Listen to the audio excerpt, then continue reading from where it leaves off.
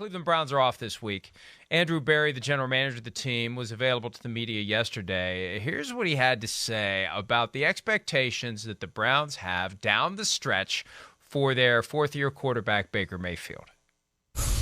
Yeah, I think we all know that Baker is incredibly, incredibly physically tough. I think he's told you guys, at moments of the year where he's been frustrated with this, with his own performance. That being said, he has had stretches, this year where he has played well for us. And look, the reality is like he's worked through injuries no different than other players on our roster. But I know he expects of himself, and we expect him whenever he's on the field to perform at a capable level, at a winning level, and we expect him to play his best football down the stretch here after the bye.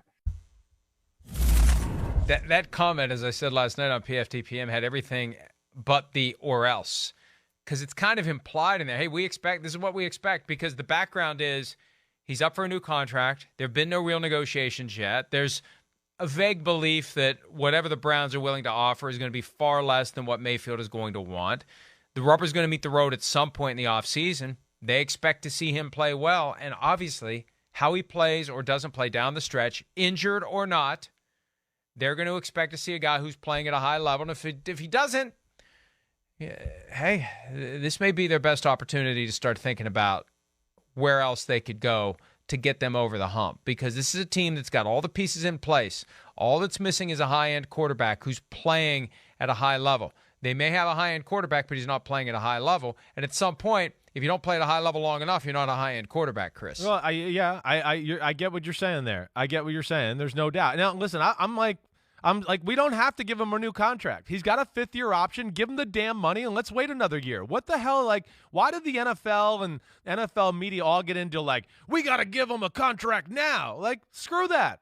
He's the top pick of the draft. He's made good money. The fifth-year option is going to be really good money. You don't need to do anything else. You can let it out and acquire more data and more information and see where it goes from there. And then you get maybe halfway through next year and you're finally sold. Okay, re-up him and let's go. Baker has not been his best. We know that. He's tough. He does provide, a spark and a leadership and has presence out on a football field. There are that aspect. He does have a talented arm. At times he can, I don't know, for whatever reason, he reaches back for more, like he's insecure about it, like he's got to throw it 140 miles per hour instead of just 100. So that's an issue. But hey, I know there's been some missed throws and all this, but he can't block Matt Judon, and he can't get the receivers open, and the receivers aren't that good. They're just not. And now Anthony Schwartz, who's not been in there, is the only guy that's a speed guy, right? So, Mike, you've heard me say this. They're a running football team, and when their pass game has to stand alone, it's underwhelming. The Minnesota pass game was underwhelming when Stefanski was there. It's not one of his strengths. It's as basic bull crap as I can tell you. Their drop back pass game is John Gruden's first week of installation in training camp. For my money, it's a week 1, week 2 installation drop back pass game. So they're not going to be able to just rely on that if the run game's not working. They're built. They got $90 zillion on the offensive line. They got to run the ball and be good that way. Yeah, he's going through a tough spot, but I don't look at like last week's loss to the Ravens, the New England Patriot loss. I don't look at it and go, oh, it's Baker. Now, listen, the Lions game and that being underwhelming, that is one I'll look at and go, yeah, he missed a handful of throws in that game that he should hit always. But there's more issues than him, and that's where I'll defend Baker a little bit. But yes, either way, it's an important stretch here after the bye week to see what he can do and if he can right the ship and if they can help him a little bit. They got to help him too. It can't just be him carrying the passing offense and making high-level throws.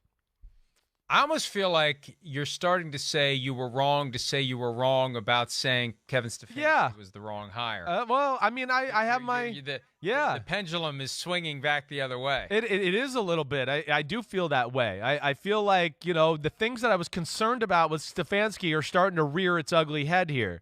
And if they can't stay on the cutting edge of the run game and improve that aspect, I think you see there's major flaws there. There's major. And, again, there's no receiver. See, I also will say this. Odell still had an effect on that offense. Even though he wasn't getting the ball, people were still scared of Odell. And it did help out some aspects, and it helped out some of the other receivers. And you're seeing now, like, Jarvis Landry can't separate. That's not who he is. He's never been able to separate. He needs a play action or the ball in his hands with a screen and something short, and then he can make people miss. But he doesn't separate. Donovan Peoples-Jones doesn't separate. Like I talked about, Anthony Schwartz is their speed guy, and he's banged up, so they got that issue. And yes, so I guess I'm starting to worry that, yes, I was right from the get-go, and maybe I shouldn't have self-corrected and said I was wrong because I'm feeling like I might be right here. But I'll wait to the end of the year in the last 5 games and evaluate a little bit more. It's on the Browns to have worked it out with Odell Beckham Jr. That's on the Browns. Yes. Not incorporating him into the offense, not doing the things that Kevin Stefanski did against the Cowboys week 4 of last year when you put him in the backfield and you have a gadget play where Jarvis Landry, his good friend, throws him a touchdown pass, or you get him a jet sweep. Exactly. You get him involved. They weren't doing that. And then when you throw on top of it, Baker Mayfield, for whatever reason, wasn't throwing it to him when he was open. They weren't connecting. Was it deliberate? Was it inadvertent? I don't know. I'm sure there was plenty going on behind the scenes that we don't know about. But, as it gets back to the contract, Chris, the point is this. The Browns need to figure out what the hell they're going to do. Are they going to keep this guy or are they going to move on to somebody else? And I think that's what these next 5 games for the Browns will be about. Again, they're off this week. They've got 5 games left. They're 6-6.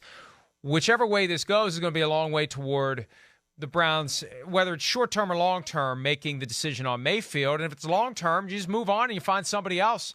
And you see if you can trade him to the Lions. Because I'm telling you, this guy's mindset, this guy's mentality is perfectly suited for what Chris Spielman's looking for in Detroit right now. And I say Chris Spielman because I think at the end of the day, Spielman's the guy who's got a lot more juice and is shaping that team year by year for as long as he's permitted to do it in his image. And Baker Mayfield is basically Chris Spielman, the quarterback right now, with the attitude and the mindset. Now there's a maturity issue that Mayfield needs to address, but maybe Chris Spielman thinks he's the guy who can do it.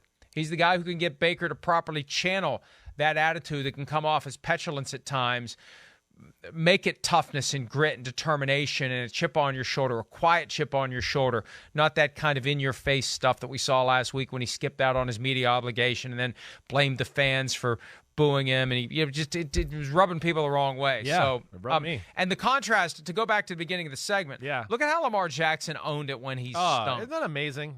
You're right. Tie it together. Baker Mayfield stunk and he didn't own it. Yeah. I mean, he stunk and won and didn't own it. Lamar Jackson stunk and won and owned it. 100%. No, there's no doubt. And there's guys in the locker room that probably noticed that in Cleveland, and there's definitely guys in Baltimore that notice it and love it. Just absolutely love it. Because like you said, stunk and won, but still made a few plays and got it done. And, okay, yeah, the team saved Lamar for the first time this year. Okay, great. I mean, he'd been saving them all year long. So, damn, he had some, cash in the bank. But that's what I do love about Lamar. He always puts himself at first. He looks in the mirror first. And there's a lot to respect about that. I love Lamar Jackson. I really do. Hi, I'm Mike Tirico, and thanks for watching. Make sure to hit subscribe for the latest news and highlights from NBC Sports.